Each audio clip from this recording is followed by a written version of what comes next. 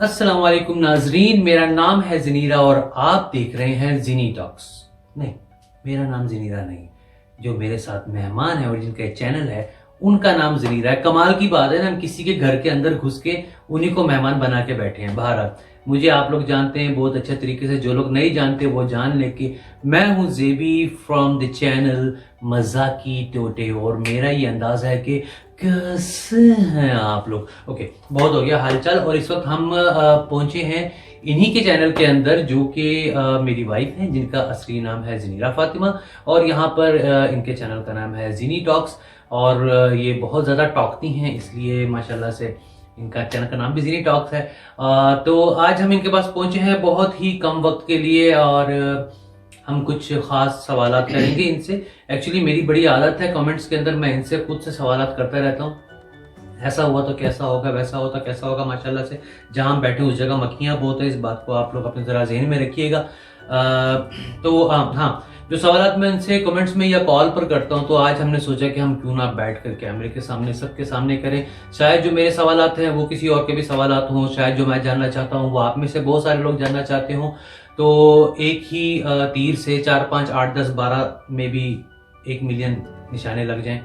तो ठीक है, हम अपनी बातें ज़रा कम करते हैं। वैसे मेरी मूंछें काफ़ी बड़ी हो गई हैं। नहीं, तो चले इनकी तरफ चलते हैं। सबसे पहले ये अपना इंट्रोडक्शन करवाएंगी, अपने मुंह से मक्खियाँ भाग। अस्सलाम वालेकुम नाज़रीन, मेरा नाम है ज़नीरा और आप देख रहे हैं ज़ीनी टॉक्स विद ज़ेबी माय हस्बैंड।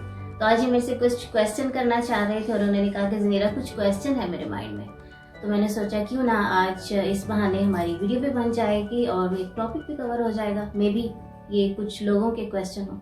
जी, तो क्या पूछना? जी, तो हम सबसे पहले मैं आपसे जो सवाल करना चाहता हूँ, एक्चुअली वो सवाल किसी ने किया था, और वो सवाल जब किया गया तो वो मेरे भी जहन में आ गया, और इस तरह मैंने सोचा कि क्यों ना इसका जवाब खातून से पूछा जाए। तो हाँ जी, खातून। तो हाँ, हो तो खातून। तो मेरा सवाल दरअसल ये है कि शुक्रगुजारी के बारे में आप क्या कहना चाहेंगी अपने अल्फाज में हम सब के लिए, प्लीज। शुक्रगुजारी का जो बेसिक मतलब होता है ना, शुक्रगुजारी का मतलब होता है कि हम हर उस चीज़ पे राज़ी हैं जो हमें अल्लाह ताला ने दे दी। ये शुक्र का एक बड़ा ही इजी सा इसका जवाब है शुक्रगुजारी का। लेकिन इसमें एक चीज़ मैं आप लोगों को कहना पसंद करूँगी कि शुक्रगुजारी जो होती है ये अल्लाह की तरफ से एक पैमाना है। जैसे अब देखिए, मैं अपने हस्बैंड के साथ बैठी हूँ। बाज़ औक़ात लाइफ में बहुत सी ऐसी चीज़ें आती हैं या बहुत से ऐसे मौके आते हैं जहाँ पे हम एक दूसरे को जांचना चाहते हैं, जहाँ पे हम चाहते हैं कि हमें पता लगे कि हम कितना एक दूसरे से मोहब्बत करते हैं। बहुत से ऐसे मौके आते हैं। तो अल्लाह ताला जब किसी इंसान को पसंद करता है ना, तो अल्लाह ताला सबसे पहले उसे जांचना चाहता है। अब इस पर मैं थोड़ी सी और एक्सप्लेनेशन दूंगी। जांचना एक आम लोगों के लिए होता है, एक होता है जो अल्लाह के नेक बरगज़ीदा बंदे, एक हो जाता है पैगंबर। ये 3 लेवल होते हैं ना हमारी लाइफ के। तो आम लोगों से लेके पैगंबरों तक अल्लाह ताला हर एक को एक पैमाना देता है जांचने का कि ये इंसान मेरे से कितनी मोहब्बत करता है। तो ये एक्चुअली शुक्रगुजारी की डेफिनेशन है कि आप अल्लाह ताला से वाकई कितनी मोहब्बत करते हैं, आप अल्लाह ताला की कितनी कदर करते हैं, और अल्लाह ताला ने जो भी आप पे इनाम किए हैं आप उनको किस तरीके से उसे पे बैक करते हैं अल्लाह ताला को। तो दिस इज़ कॉल्ड शुक्रगुजारी। और एक इंसान जिसे शुक्रगुजारी के बारे में पता ही ना, उसे पता ही ना कि शुक्रगुजारी है क्या, वो ये समझे कि बस जो सब मुझे मिला है वो मेरा हक था और मुझे किसी का शुक्रिया अदा नहीं करना, तो उसके लिए आप क्या कहना चाहेंगे? ऐसे इंसान के लिए उसको क्या करना चाहिए, और उसका अगर वो ना समझे कि उसको शुक्रगुजार होना चाहिए तो फिर उसका अंजाम क्या होगा? एक्चुअली यही तो आपका क्वेश्चन था कि शुक्रगुजारी हम कैसे सीख सकते हैं और शुक्रगुजारी का मतलब क्या होता है। तो वही मैंने आपको एक्सप्लेन किया था कि अल्लाह ताला ने एक पैमाना रखा हुआ है नापने के लिए कि हम इंसान अल्लाह से कितनी मोहब्बत करते हैं। जब हम किसी से मोहब्बत करते हैं ना, तो हम विदाउट एनी कंडीशन करते हैं, without any terms and condition करते हैं, विदाउट एनी सेकंड थॉट करते हैं। अगर मैं आपसे मोहब्बत करती हूँ तो मैं आपको कभी आपकी जो आप मुझे दे रहे हैं, आप जैसे हैं, आप जिस तरह के हैं, मैं उस पर खुश रहूँगी। ये मोहब्बत का एक इजहार है। तो शुक्रगुजारी मोहब्बत का इजहार है, और हर इंसान, हर जानवर, दुनिया का हर ज़ीरो मोहब्बत को समझती है। तो शुक्रगुजारी मोहब्बत को समझना है। बहुत ही आसान सी बात है कि आपके साथ कोई अच्छा है, आपके साथ कोई मुखलिस है, आप उसकी मोहब्बत को समझ रहे हो और उस चीज़ को एक्सेप्ट कर रहे हो और उस बात पे शुक्र अदा कर रहे हो कि आपने जो भी मुझे दिया मैं उस पर बहुत खुश हूँ। बहुत बहुत शुक्रिया। यानी हम ये समझ गए कि अल्लाह ताला ने जो भी तकसीम की है इस दुनिया में, जिसको जो दिया वो बहुत ही कैलकुलेटेड है। अल्लाह ताला बहुत बेहतर जानता है उसने हमें क्या दिया और क्यों दिया, और कुछ नहीं दिया तो वो क्यों नहीं दिया, तो हमें उस चीज़ के लिए नाशुक्री नहीं करना चाहिए। जो चीज़ हमारे पास है, हमारे पास 2 आंखें हैं, 2 हाथ हैं, एक जॉब है, एक घर है, हमें हमेशा उसका शुक्रगुजार रहना चाहिए। हमें कभी इस चीज़ के लिए नाशुक्री नहीं करनी चाहिए। हाँ, मेहनत ज़रूर करनी चाहिए कि अगर हमारे पास छोटा घर है तो हम बड़ा घर खरीदने के काबिल हो सकें। अल्लाह ताला ने ये सलाहियत, ये हक जो है हमें दिया है कि अब मेहनत करो आगे बढ़ने के लिए। और लेकिन हम ये अल्लाह से गिला नहीं कर सकते कि ये अल्लाह हमारे पास छोटा घर। ये मोहब्बत को, मैं आपकी बात को थोड़ा सा इसमें इंटरप्ट करती हूँ, ये मोहब्बत का पे बैक है। अगर आप अल्लाह ताला से मोहब्बत करते हो तो ये आपका पे बैक है, शुक्रगुजारी। बहुत से लोग मैंने ऐसे देखे हैं अपनी ज़िंदगी में जिनसे आप अगर क्वेश्चन करो, जो लाखों रुपए कमाते हैं, करोड़ों रुपए कमाते हैं, लेकिन अगर आप उनसे पूछो कि आप कैसे हैं तो वो फ़ौरन यही कहेंगे कि बस क्या करें, मजबूरी है, गुजर रही है। मतलब कि वो अल्लाह से मोहब्बत नहीं करते। अगर आप अल्लाह से मोहब्बत नहीं करोगे तो अल्लाह ताला ऑटोमेटिकली आपसे मोहब्बत नहीं करेगा, तो आप किसी उस लेवल पे नहीं पहुंच सकते जिसका भी आप सोचते हो। तो शुक्रगुजारी पे बैक है अल्लाह ताला से मोहब्बत की। और बहुत सारे लोग यहाँ पर ऐसे भी हैं जो सिर्फ छाबड़ी लगाते हैं, और उनसे कभी पूछा जाए कि भाई क्या हाल है तो वो कहते हैं अल्लाह का बहुत शुक्र है। तो ये होती है शुक्रगुजारी। और वही लोग अल्लाह के लेवल को पहुंचते हैं ना, असल बात तो यही है। और वही लोग अल्लाह ताला के बरगजीदा बंदों में शामिल होने के लिए सबसे पहले उसकी मोहब्बत का पे बैक करना जरूरी है। बहुत ही आसान और सीधे लफ्जों में ये बात है। अगर आप अल्लाह से मोहब्बत करते हैं, जैसे अगर आप अपने घर वालों से मोहब्बत करते हैं, तो आप उनके शुक्रगुजार होंगे, आप उनकी मोहब्बत को मोहब्बत के साथ जवाब जी। तो ये थी कुछ डेफिनेशन शुक्रगुजारी क्या होती है और इसके मामला क्या हैं, नाशुक्री क्या होती है, कौन लोग शुक्रगुजार होते हैं, कौन लोग नाशुक्रिय होते हैं, और हमें शुक्रगुजारी करनी चाहिए या नहीं करनी चाहिए, ये सब हमें बताया जीनी साहिबा ने। और अब एक सवाल है और एक कंफ्यूजन कह सकते हैं। मैंने कुछ दिन पहले डॉक्टर जावेद साहब का एक इंटरव्यू देखा, कहीं बैठे हुए थे, और वो कुछ बच्चों के बारे में था, और वो कुछ बात कर रहे थे इस तरह के जो बच्चा 17-18 साल का हो जाता है, तो एक्चुअली एक खातून ने उनसे सवाल किया था कि बच्चों को हम किस तरीके से सुधार सकते हैं, या अगर वो बिगड़ गए हैं तो हम कैसे उनकी तरबियत को ठीक कर सकते हैं। अगर किसी वजह से उनकी तरबियत ठीक नहीं हो पाई और वो 17-18 साल की उम्र तक पहुंच गए तो हम उसको ठीक किस तरह कर सकते हैं। तो डॉक्टर साहब ने यही जवाब दिया था उनको कि 17-18 साल का जो बच्चा है, he is like a baked cake. वो बेक हो चुका है, वो पक के बाहर आ चुका है, उसकी शेप उसको मिल चुकी है। अब हम सिर्फ उसके ऊपर थोड़ी सी डिजाइनिंग कर सकते हैं, क्रीम लगा सकते हैं, उसको सुर्खी पाउडर लगा सकते हैं। सिर्फ कहने का मकसद ये है कि हम सिर्फ थोड़ी सी उसके ऊपर पॉलिशिंग कर सकते हैं, लेकिन वो जो शेप में वो आ चुका है वो चेंज नहीं हो सकती। और अगर आप उसको जबरदस्ती चेंज करने की कोशिश करेंगे तो वो टूट जाएगा, वो उस शेप का रहेगा ही नहीं, और जिस शेप में आ जाएगा वो शेप काउंटेबल नहीं होगी किसी भी तरीके से। तो फिर उन्होंने ये भी कहा कि अगर उस एज का बच्चा, या उन्होंने अपनी भी मिसाल दी कि मेरी उम्र का एक आदमी हो और आप उसे कहें जी चेंज होने के लिए, तो वो चेंज नहीं हो सकता बशर्ते कि वो खुद से चेंज होना चाहे, वो गलत चीज को गलत समझे और खुद को सुधारने की कोशिश करे। चेंज होना चाहे तो वो चेंज हो सकता है, अल्लाह ताला अगर उसको तौफीक दे दे।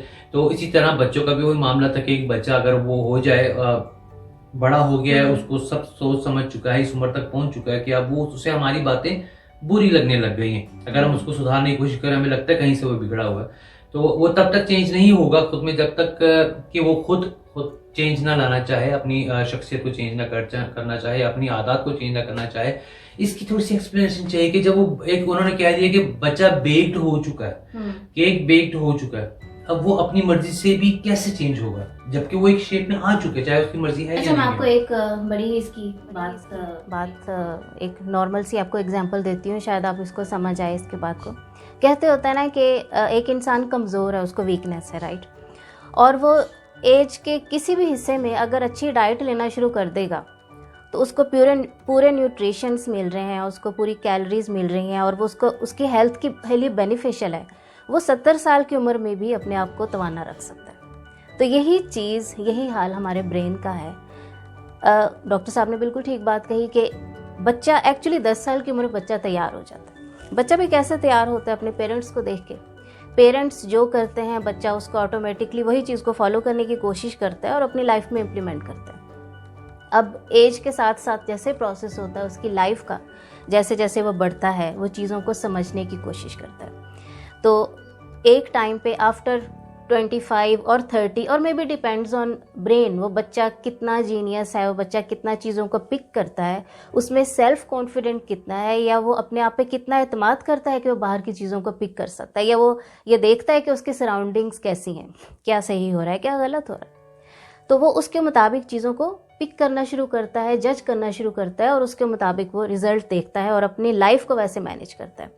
लेकिन एक अगर बच्चा इन्फ्लुएंस है बहुत ज़्यादा अपने पेरेंट्स का और पेरेंट्स उसकी गलत तरबियत कर रहे हैं, वो शायद आकर 30s के बाद इन चीज़ों को समझने की कोशिश करता है। नॉर्मल नेचुरल प्रोसेस बता रही हूँ कि आफ्टर मोस्टली मेंस में आफ्टर 40 वो चीज़ों को ऑब्जर्व करना शुरू करते हैं।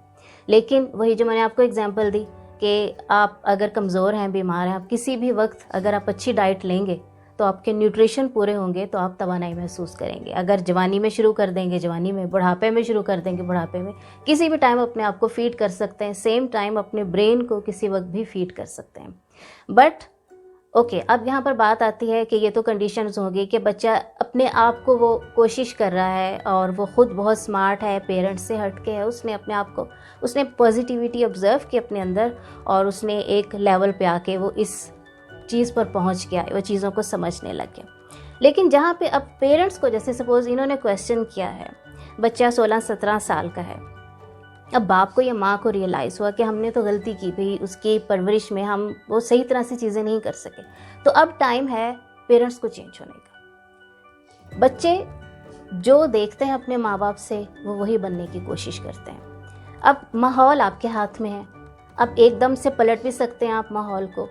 जो आप नहीं कर सके वो आहिस्ता आहिस्ता शुरू करें, उसमें टाइम लगेगा क्योंकि वो बच्चा अब ऑलरेडी बेक हो चुका है, तैयार हो चुका है, वो उस लाइफस्टाइल का आदी हो चुका है।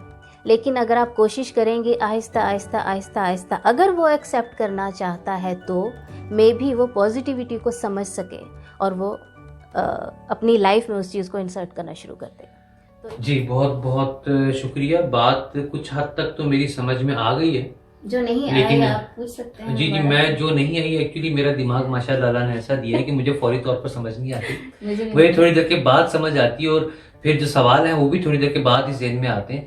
तो मैंने सुनी है इनकी बात और मैं इस बारे में फिर से एक बार सोचूंगा इनकी बात को सामने रखते हुए, और फिर कोई सवाल आया तो फिर मैं ज़रूर किसी और एपिसोड में अगर इस तरह लाइव आया तो फिर मैं वो सवाल लाइव करूंगा, अदरवाइज मैं इनसे वो सवाल कमेंट सेक्शन में कर लूँगा या फिर मैं कॉल पे कर लूँगा और शायद ये उसका जवाब सामने दे भी दें। तो मेरे ख्याल से आज के लिए इतना ही काफ़ी है। आज हम एक चेंज लाने के लिए इस तरह आए थे दोनों इकट्ठे एक साथ। तो आई होप आप लोगों को अच्छा लगा होगा ये सेशन, इस तरीके से हमारा बातचीत करना। मैंने बिल्कुल मजाक नहीं किया, हालांकि मैं मजाकी टोटे चैनल से हूँ और मेरा काम है सिर्फ मजाक करना। आप लोग मेरी अंदर की तकलीफ को जान नहीं सकते कि मैं किस तरीके से अपने अंदर की जुगतें और बक जो है ना कंट्रोल करके बैठा हूँ। बहरहाल ये कि हमारी मोटिवेशनल, जो कि बिल्कुल मोटी तो नहीं है लेकिन पता नहीं इन्होंने क्यों मोटिवेशनल नाम रखा है, ये पतली वेशनल भी रख सकती थी अपना नाम, तो पतली वेशनल स्पीकर भी रख सकती थी। बहरहाल बहुत बहुत शुक्रिया इस तरह से हमारी वीडियो को देखने का।